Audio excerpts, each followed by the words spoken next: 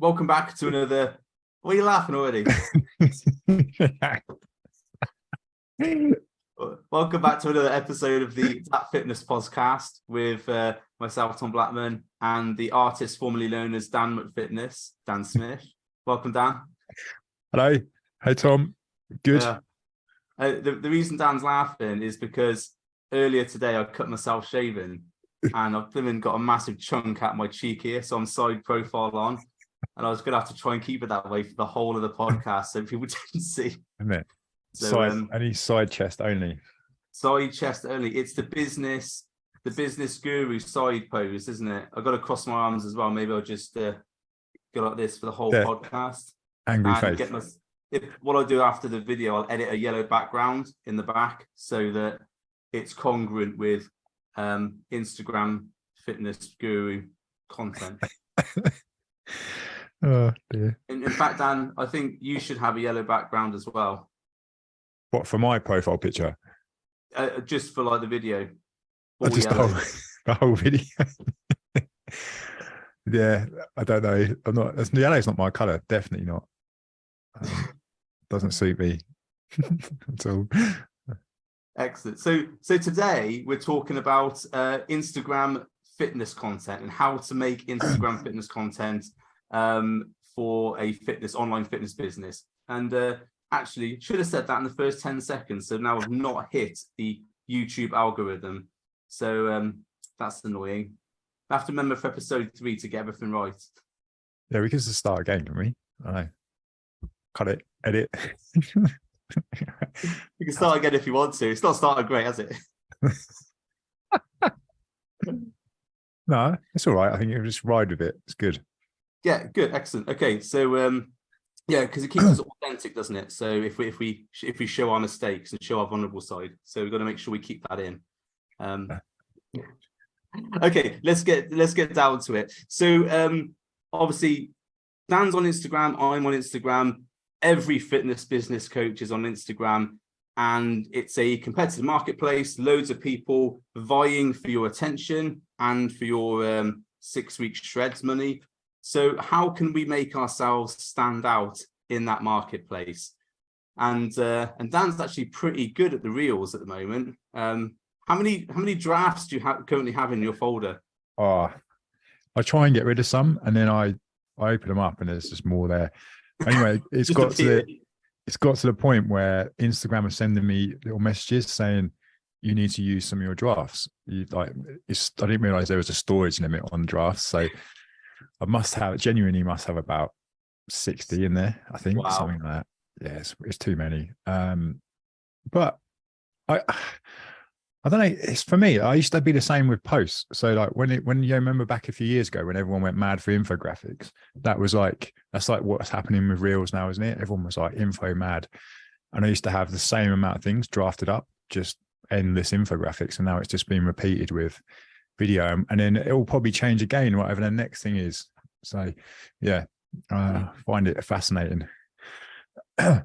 Interesting. I saw I know you're in some Instagram groups as well, and one of the ones I'm in, there was a guy who posted some really interesting stuff, and he was saying that the actual people have this thing about the video is getting more prevalence than images, and there was apparently a confirmation from Instagram that actually no, there isn't any preference for videos or images at the moment.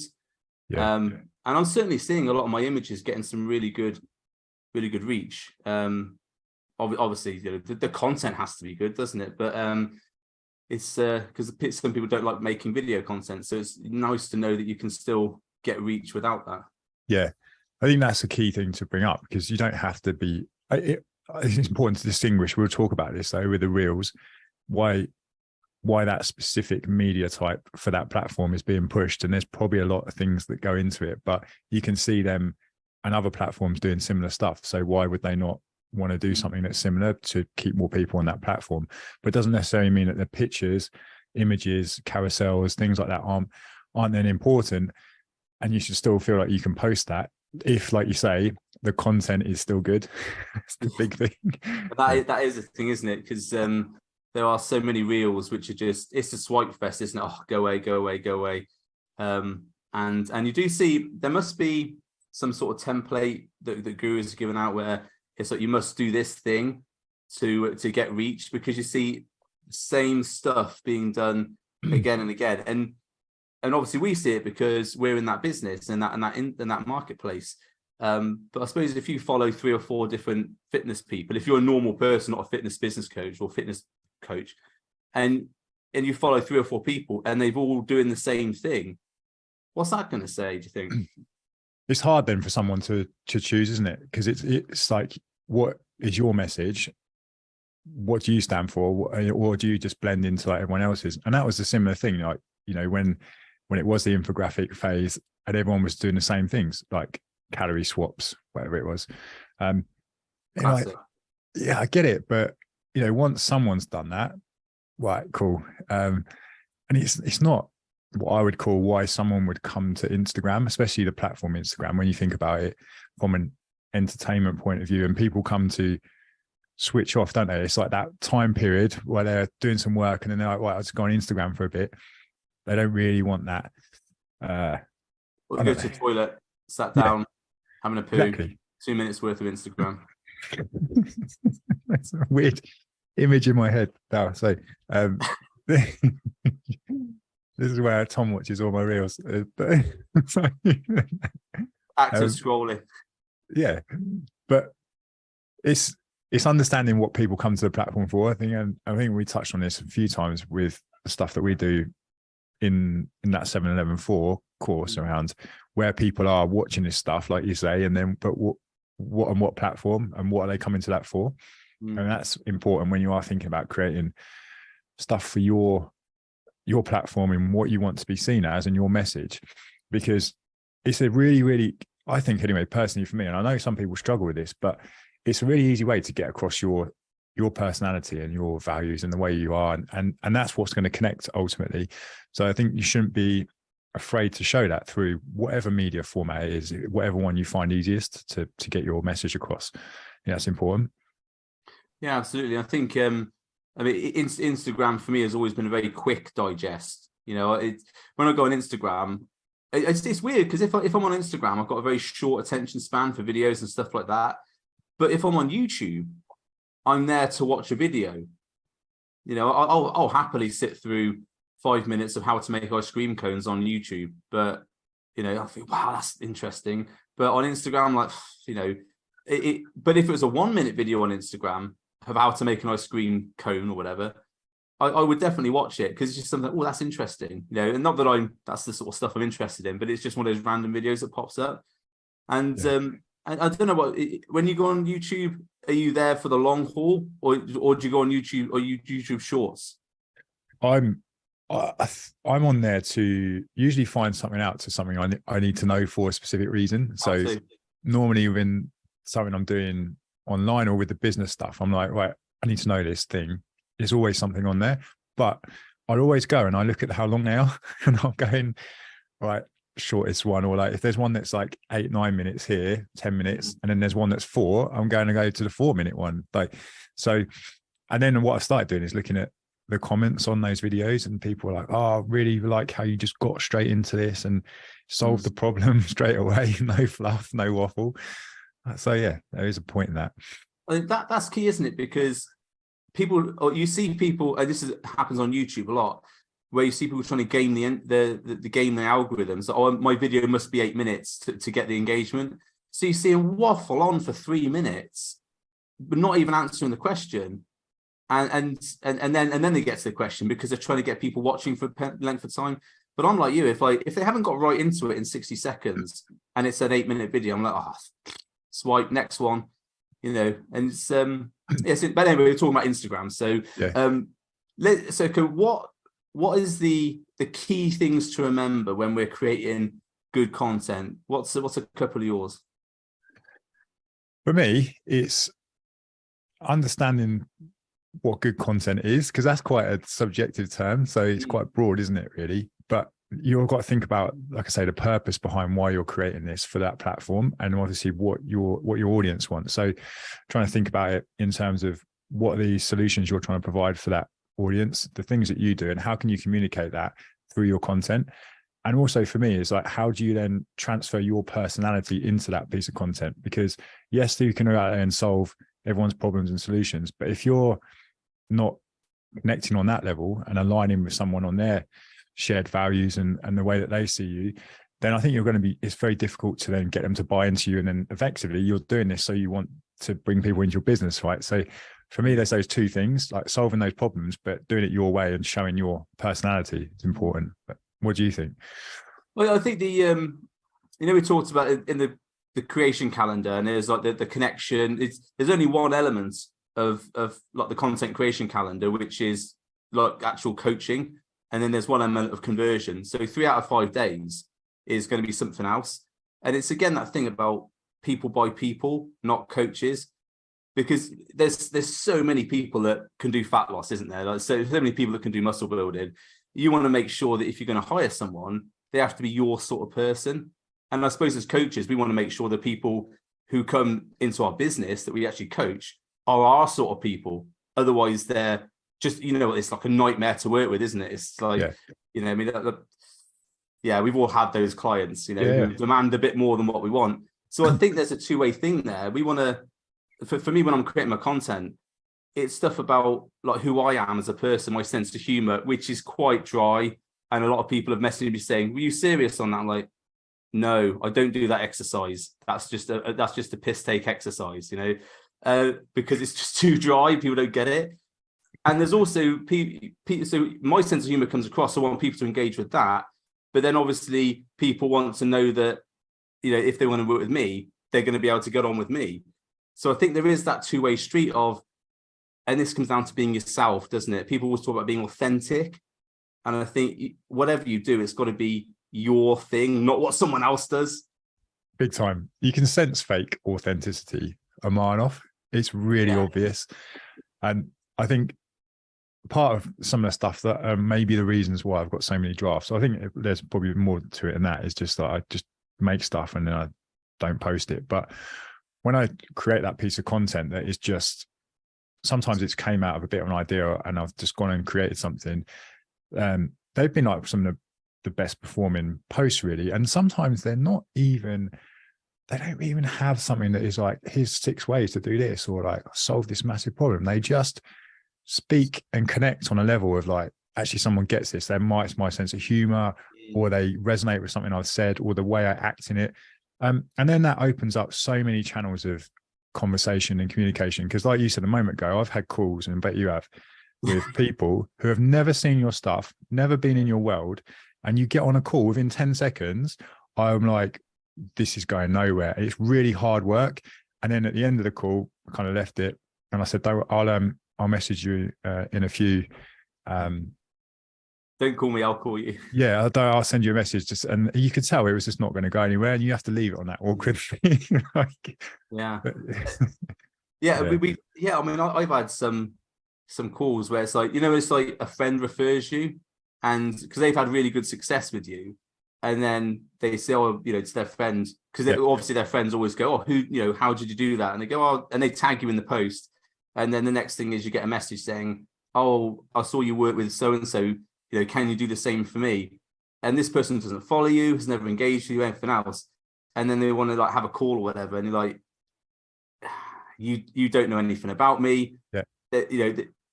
Again, that's all that you haven't had that 7 hours, of content, of engagement.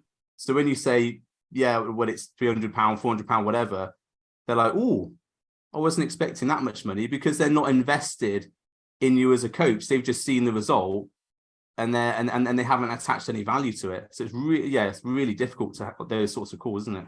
Yeah. It's the same situations I've had when someone refers someone and you're like, thank you, but then you're like, it's just not, bye. It's just not going to work, is it? You're not my sort of person. Okay, so obviously with our content, we want to maybe encourage likes, shares, engagement. What's your sort of top tips for getting people to, if there is any, is there any tips for encouraging likes, shares, follows? The biggest tip is for this is to just ask. Like, it's genuinely that, it's not that simple, but that's the start point. ask people to share your content. No one's sharing are you asking people? No. Why don't you ask them to it? Oh, really? Like, is there like some secret way of, no, just ask them to share it. Or to be fair, like think about why you want someone to do that. And I say this to a lot of the coaches I work with is how can you make that post or that piece of content more valuable? And if someone engages in that content or they share it or save it, then that creates that post is more valuable.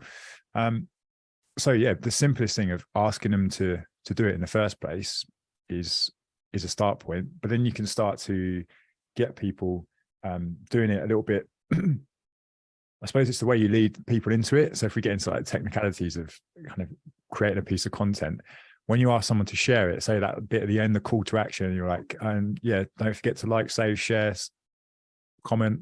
Like, just give them one thing to do. Don't make it difficult. But then also put your personality into that. Like, don't just say, share this post around. Share this with other fellow coaches who need to know how to create more conversations online. Or that's a terrible example, but something like that. But that's my top tip. Yeah. I mean, the main thing for me is I don't ask people to like or share, because there was a thing about a while ago, wasn't it, that the algorithm could pick up if you ask people to like or share, and deliberately reduces because it's like begging for likes, isn't it, begging for shares? So a lot of people have put that into their videos, haven't they? Like they've got like an arrow where the share button or the like button is on the tile, you know what I mean? And this is like share this, whatever else. Personally, it's the same with the referral thing. Okay, I wouldn't mind people sharing my stuff, but if he shares to people who aren't in my ecosystem, well, potentially they might come into the ecosystem, but you maybe got that referral thing where people haven't met you at all before, and now you've got someone random who isn't your sort of person being recommended your stuff. So I suppose there's two things there, isn't there? It's good to grow your audience, but also you want the right type of people coming in. So it might be a double-edged sword. I don't ask people to like my stuff. I think that's a bit like begging. I normally ask people to just comment, to say what's your, if I do something about, I did guru exercises today. What's your worst exercise you've seen online? Share it, whatever. What's your favorite pineapple on pizza thing, whatever. But that's, isn't it? Make it a little bit. That's what I mean. Make it your way of asking for it, and sometimes you don't have to. I mean, I probably don't do it as much as maybe I should do, but I'm okay with that, because I think if you're constantly always asking for things, even if it's double tap this post or whatever, I'm not double tapping it if you ask me to double tap that post. Well, now I'm not going to do that because you've asked me.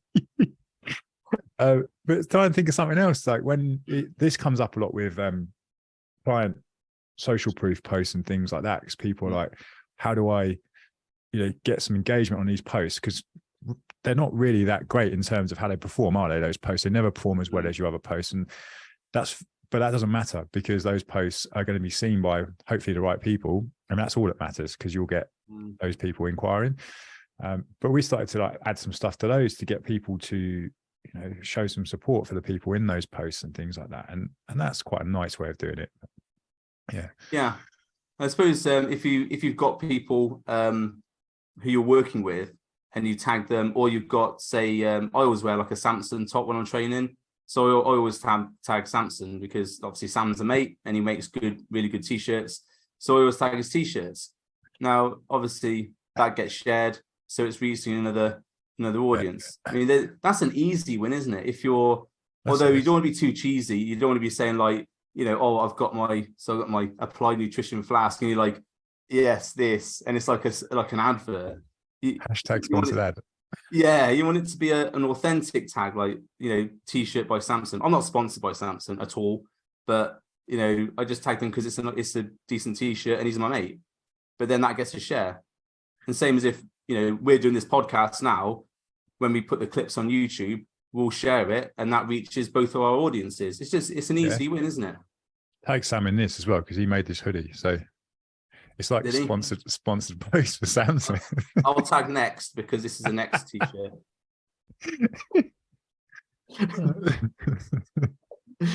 Oh, okay. So, okay. So, how can we? Because what we want from our content is obviously more people coming into our business. Likes are nice, so we don't pay the bills.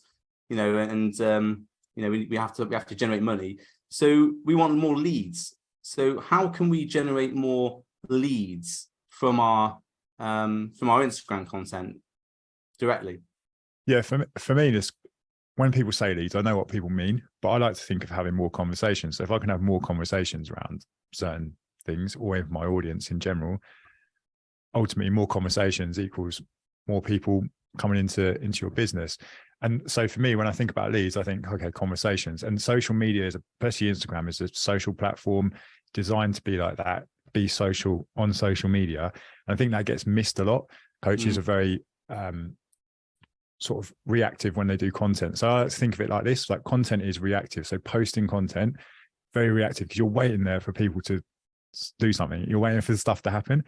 But the proactive side of it is then actually having those conversations. So that side of it may be for a different talk, but how we would go about and sort of engage with people anyway. But if you're creating content for a platform for your audience that is going to generate conversations naturally in the comments or in the DMs, then that's the place I would go, rather than it being direct, like in the post or in the caption or whatever.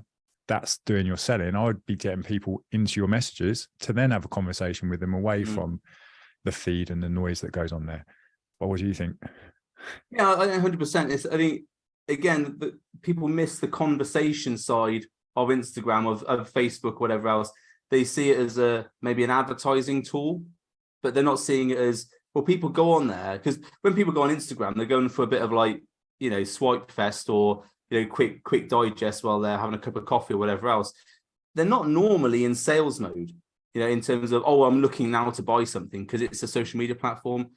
So if your stuff is always like a sales post, I mean, you've got to have some sales posts and stuff like that, but I much prefer to say to people, so say for example, I've just done a video on intermittent fasting, one of my clients, and I wrote a post on it, and I said, oh, would you like to know a bit more about intermittent fasting and what we use to solve this problem? Just drop me a comment and I'll send you the video. It's a really easy way, because people who don't want to, they don't do anything, do they? Obviously don't comment, don't drop me a DM, great. But the people who do then interact and say, yeah, I'd like to see the video. Yeah, great, here's the video. And then a couple of days later, you can have a chat with them. Did you find it useful? And it might just end there. The conversation might end there. But I have had it where I've had these conversations, and it's not a sneaky thing. I actually like talking to people, I actually like engaging with people, which is, I think some people don't. But I feel like tackling people, and then those people might not buy right there and then, but a couple of months later, oh, I'm in the right place now, I'm ready to buy. And because we've had that conversation, you were the first person I thought of. And I think that's the main thing that people miss. It's not always right there and then. Sometimes the sale is a few months away. Yeah, touch points, more of those touch points. Yeah, that's what it is. Yeah, exactly. Yeah. Cool. So, what about Instagram stories then? What's because stories are obviously a big one, aren't they? That's where a lot of people do spend their time, isn't it? Swiping through stories or tapping through stories. What would you say is different from Instagram, the main reel, to Instagram stories? I like to think the people who are taking their time out, your audience who are taking their time to go and watch your stories, they're a little bit more engaged. I would see it as, anyway, if someone is doing that. But I caveat that with, you don't know, or you can if you look at the statistics a little bit, but so someone might be like just tapping through your stories really quick because your stories are always really long.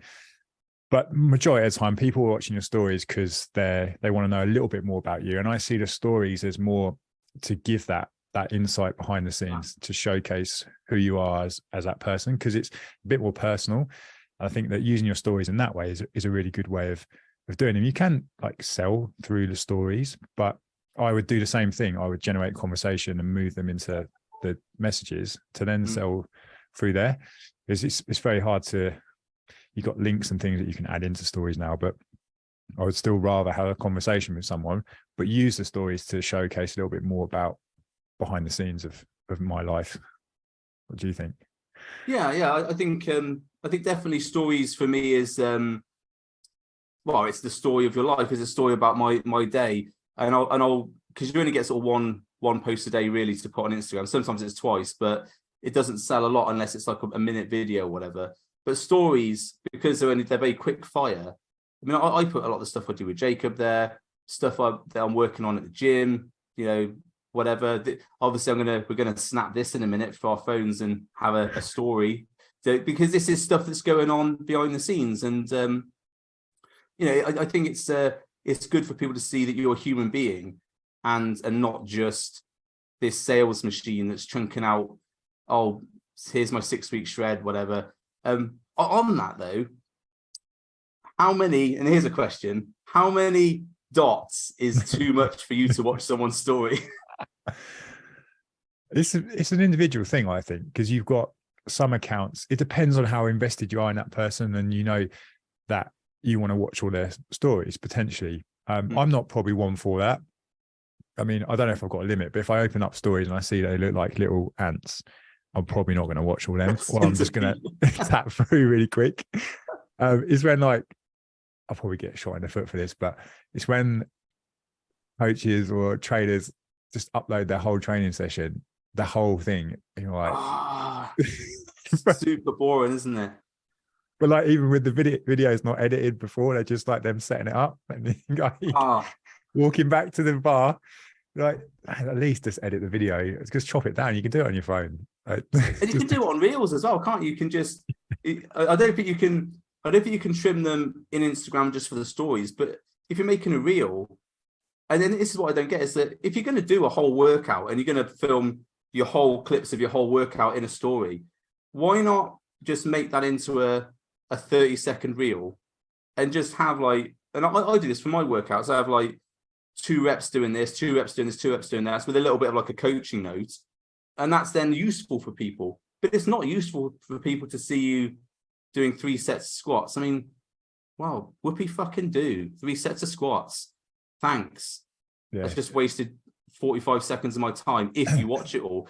But then the other thing is if you've got that sort of content, but then you've got some really good content coming after that, then people are going to swipe off before they get to it. Yeah.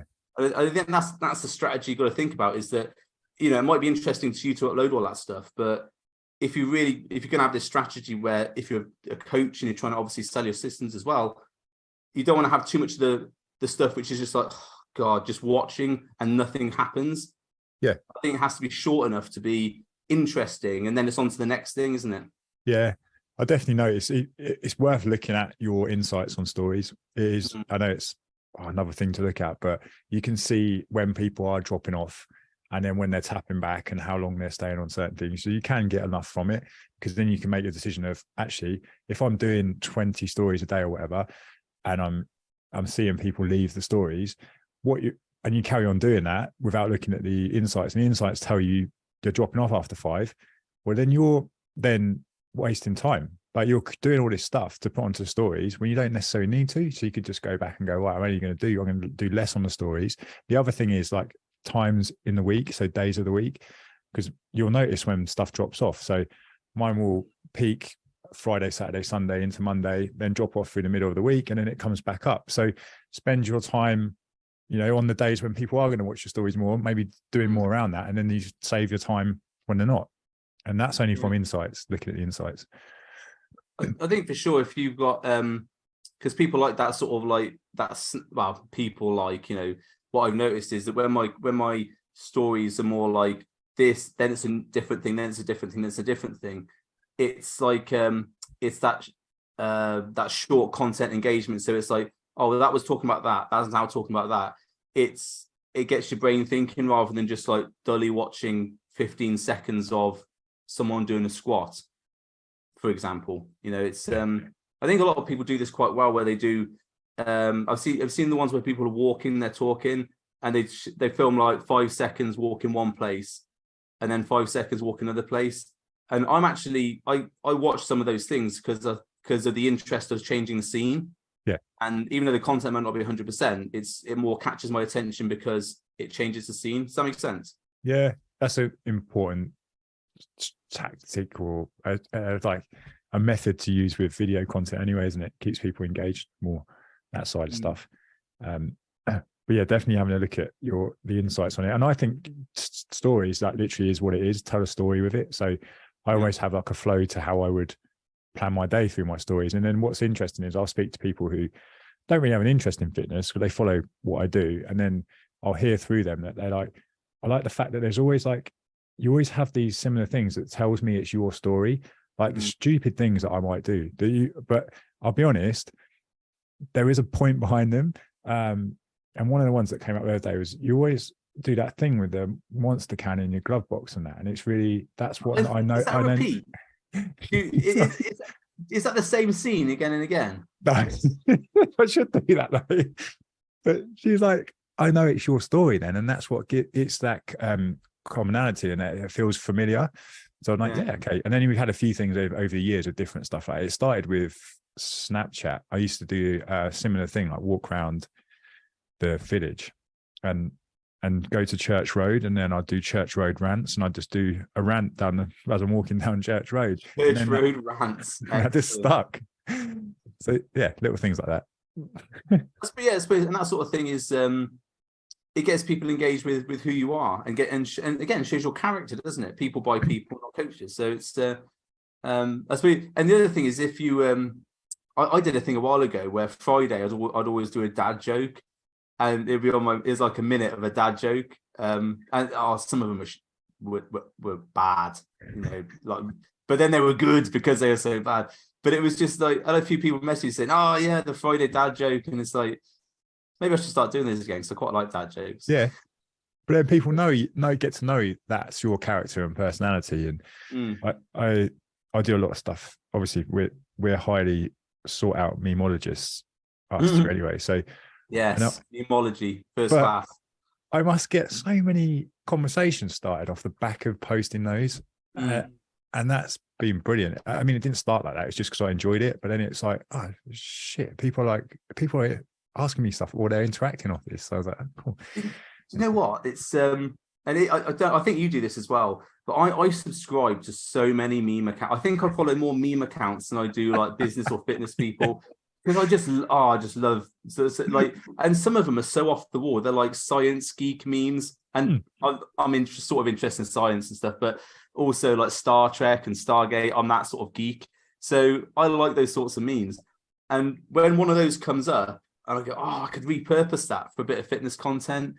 And I did one yesterday, and I thought this is going to tank massively. But it was about have you been to a party recently where you've been served plant-based snacks, and then like you could be entitled to compensation underneath. And I thought, it's just, I thought it was funny, so I posted it, and I thought, no one's gonna like engage that. It's not one of my most engaged posts from the last week, and people like messaging me saying, "Yeah, I hate that when that happens, bloody plant-based." It's like, okay, sorry. That's it though. That's where you get the ideas that are outside of our little fitness echo chamber, get out into different places. Because I definitely do similar stuff to that with like psychology. Psychology kind of meme channels are great as well. But yeah, it's good. And what about stoic quotes? Because everyone likes a good stoic quote, don't they? Are you a stoic quote man? I'm not, to be fair, but I've leveraged that in the past to make content, not an actual stoic quote, but just my thoughts on it. Again, because it's something I just find hilarious how that something like that gets jumped on by the fitness space, and it's somehow, I don't understand what some mindset goes into. But like, I post this, I just feel like better than everyone else. That's what I get, but it's not. You just come across like you're not. That's not you. You're not Greek philosopher. And unless you want to connect with people who are all into stoic stuff, why post that? I mean, it might sound nice, and you might get a lot of people go, "Oh yeah." It's like when people, when they see a quote and they go, "This," but it's like, change your life, stop going out and getting wasted on a Saturday night, and then like someone goes, "Yeah, this." But then they're still going to get wasted on a Saturday night. So they're actually not doing anything about that. It's just like, it's an empty engagement. It's an empty quote, but people do it to get, I suppose, the engagement. And then that works for a little while, because there's that tactic of, if you post something that gets a lot of engagement, then your next post potentially is going to get the same view, as in shown to similar people. But if it's again another Stoic quote, it's like, you're just attracting people who like clicking yes on Stoic quotes. Stoic quotes are the fitness version of live, love, laugh. You know, you go out to a girl's house, it's like live, love, laugh. It's like, out the door. Get out. Yeah. Or you go out to a girl's house, it's like keto, I love keto on the wall. At the time already. Yeah. So yeah, it is though, isn't it? And I don't understand why people. I mean, don't get me wrong. I've got the Daily Stoic, and I've listened to it on Audible, and I find it quite interesting. For some of the stuff's like, oh, no, I'm not going to forgive someone who punches me in the face. No, I'm not going to do that.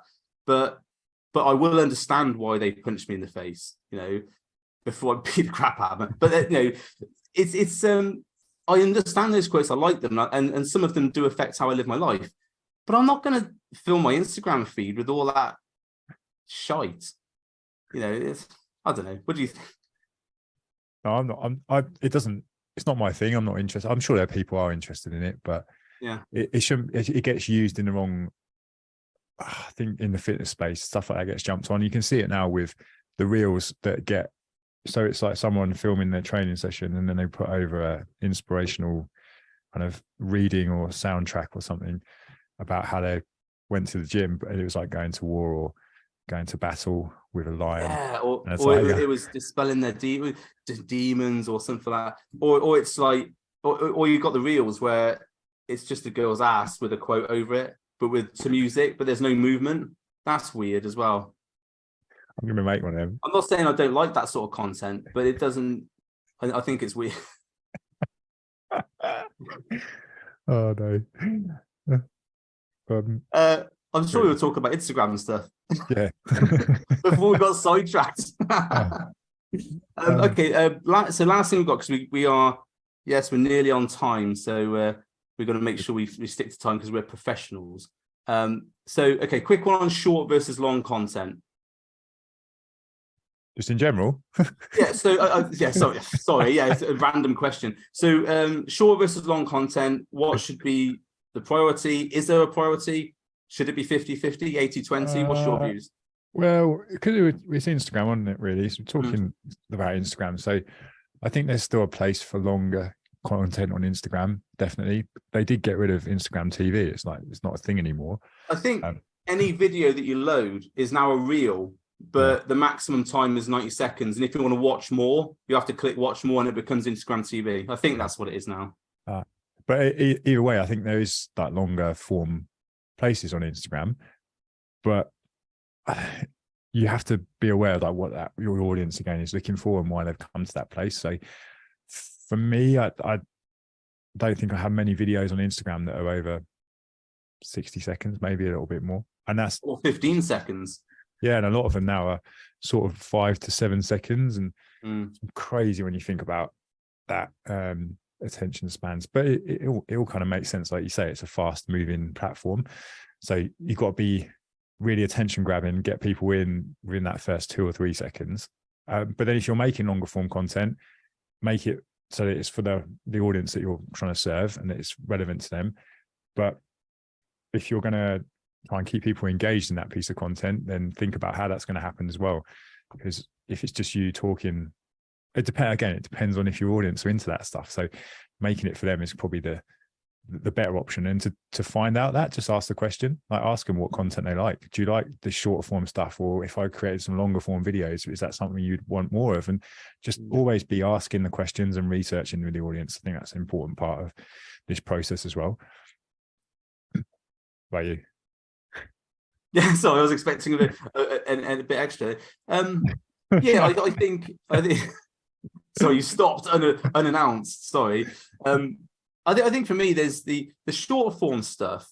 For me, is entertainment. So, like the reels I post about weird workout stuff, that sort of thing. That's always like 15 to 20 seconds because you can't really get across not so much a sensible message, but the detail you can get across in that amount of time is minor.